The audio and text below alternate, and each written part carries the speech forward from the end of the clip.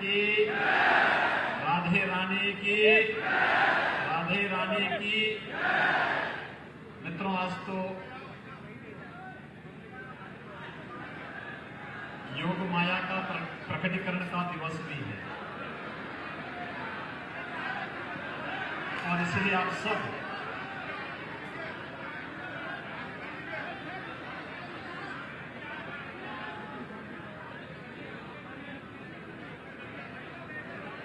सभी मेरे साथ बोलेंगे,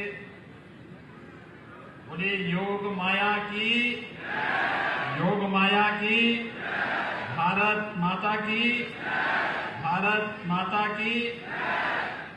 बिहारी लाल से ही प्रार्थना करने आया हूं कि अब जैसे यहां पर आपने अनेक राक्षसों का अंत किया था, इस कोरोना नामक राक्षस को भी अब अंत करने की कृपा करें।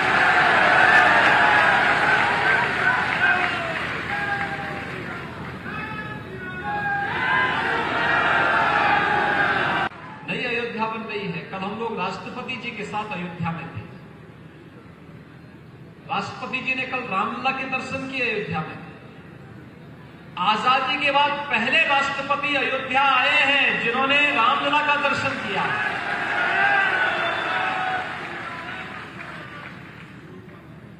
प्रधानमंत्री के रूप में मोदी जी पहले प्रधानमंत्री थे जिन्होंने रामलला का दर्शन किया।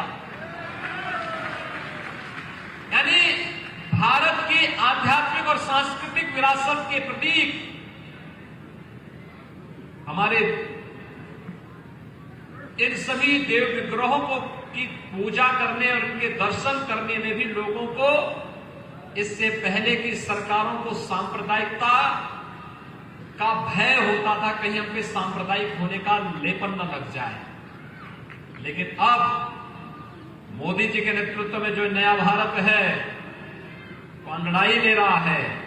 जो लोग पहले मंदिर जाने में संकोच करते थे, अब वे भी कह रहे हैं कि नहीं, राम तो हमारे भी हैं, कृष्ण हमारे भी हैं। यह है परिवर्तन, यह है परिवर्तन। आज होड़ लगी है। पहले लोगों में होड़ किस बात की लगती थी? पहले आपके पर्व और त्योहार में कोई बधाई देने के लिए न कोई मुख्यमंत्री आता था, न कोई मंत्री आता था, न कोई विधायक आता था। भारतीय जनता पार्टी के प्रतिनिधियों को छोड़ दें तो शेष अन्य दलों के लोग दूर भागते थे। हर पर्व और त्योहार में बधाई दी जानी चाहिए अगर वह उसके अनुरूप है। शुभकामनाएं देनी चाहिए, मंगल कामनाएं व्यक्त होनी चाहिए। लेकिन लोग डरते थे, एक तरफा चलता था। हिंदू पर्व और त्योहारों में कोई नहीं आता था, कोई भी सहभागी नहीं बनता था। पर्व और त्योहारों में अलग से बंदिशें लगती थी। पर्व त्योहार नहीं मनाना है, लाइट नहीं रहेगी, बिजली नहीं रहेगी, पानी नहीं रहेगा, साफ सफाई नहीं होगी, सुरक्षा की व्यवस्था नहीं होगी। अलर्ट जारी होता था कि रात 12 बजे के बाद हम ये कार्यक्रम नहीं करेंगे, 10 बजे के बाद आतिशबाजी नहीं करेंगे, दोपहर 12 बजे के बाद रंगोत्सव का कार्यक्रम नहीं करेंगे। अब तो ऐसा कोई बंदिश नहीं है। अब तो हर्षोल्लास के साथ हम पर्व मनाएंगे। और हमारे कान्हा तो रात्रि को 12 बजे ही जन्म लेते हैं।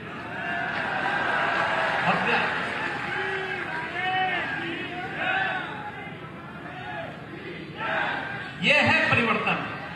और भाइयों बहनों, अपनी इस आध्यात्मिक और सांस्कृतिक विरासत को रखते हुए, सुरक्षित और संरक्षित करते हुए, हमें विकास और तकनीक के नए युग में प्रवेश करने के लिए अपने आप को तैयार करना होगा।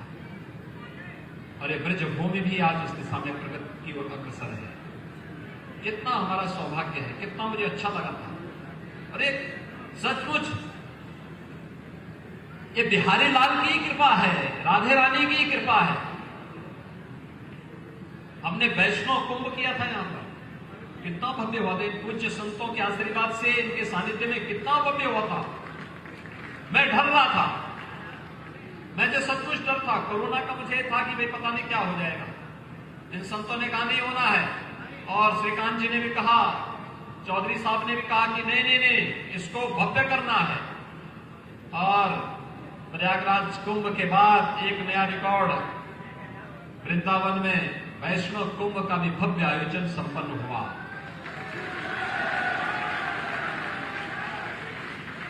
और जैसे ही यहां का कार्यक्रम संपन्न हुआ, कोरोना की दूसरी लहर भी आ गई। आपने देखा होगा यहां का कोई कार्यक्रम डिस्टर्ब नहीं हुआ, कहीं कोई व्यवधान नहीं पैदा हुआ। ये सब वृंदावन बिहारी की कृपा नहीं तो क्या है? ये साक्षात कृपा है। हम सब ने इसको महसूस किया है। जब तक वैष्णव कुंभ था कोई कोरोना, और वैष्णव कुंभ का समारोह के बाद जैसे पूज्य संतों ने यहां से दूसरे कार्यक्रम के लिए यहां से प्रस्थान किया, दूसरी लहर की चपेट में पूरा देश और पूरी दुनिया आ गई। हम अपनी आध्यात्मिक धरोहर को संरक्षित करें और हमें गौरव की अनुभूति होनी चाहिए। 5000 वर्षों से हम सब इस भूमि के कण कण में अपने वृंदावन बिहारी लाल के दर्शन करते हैं, उनको पाते हैं, उनकी लीलाओं का यहां पर न केवल श्रवण करते हैं, उसका साक्षात दर्शन भी करते हैं। ये सौभाग्य केवल भारतवासियों को प्राप्त होता है, ये सौभाग्य ब्रजवासियों को प्राप्त हुआ है। और ब्रजवासी आप सभी धन्य हैं कि आप सबको इस पवित्र भूमि पर जन्म लेने का, यहां पर सेवा करने का सौभाग्य प्राप्त हुआ है। मैं इस अवसर पर आप सबको ऐसे बधाई देता हूं, अपनी शुभकामनाएं देता हूं, आप सबको इस बात के लिए आश्वस्त करता हूं जो यहां पर हमारे पूज्य संतों का, हमारे जनप्रतिनिधियों का भाव है कि हम लोगों ने 2017 में पहले यहां पे नगर निगम का गठन करवाया, फिर नगर निगम के गठन के साथ यहां के 7 पवित्र स्थलों को तीर्थ स्थल घोषित किया। और तीर्थ स्थल घोषित होने के बाद अब यहां पर इन सब की तमन्ना है कि इन सभी क्षेत्रों में किसी भी प्रकार का मद्य मांस आदि का सेवन न हो, और ये होना चाहिए। मैं प्रशासन से कहूंगा कि इसकी योजना रचना बना करके उन लोगों को व्यवस्थित पुनर्वास करने की व्यवस्था करें। खासतौर पर जो इस क्षेत्र में कार्य कर रहे हैं उनकी ट्रेनिंग होनी चाहिए। उन लोगों को व्यवस्थित रूप से उनको काउंसलिंग की जानी चाहिए। और अच्छा होगा कि जो इस फील्ड में लगे हैं, अगर वे दुग्ध पालन के उनके लिए छोटे छोटे स्टॉल बना दिए जाएं, वे दूध वहां पर बेचने का कार्य करें, दूध देने का कार्य करेंगे, तो यहां फिर से हम द्वापर युग की उन क्षणों को फिर से स्मरण कर पाएंगे जब ये धरती देश और दुनिया को एक नई दिशा देती थी। और फिर से धरती इस बात के लिए अपने आप को तैयार कर रही है। किसी को जाड़ना नहीं, व्यवस्थित पुनर्वास करना है।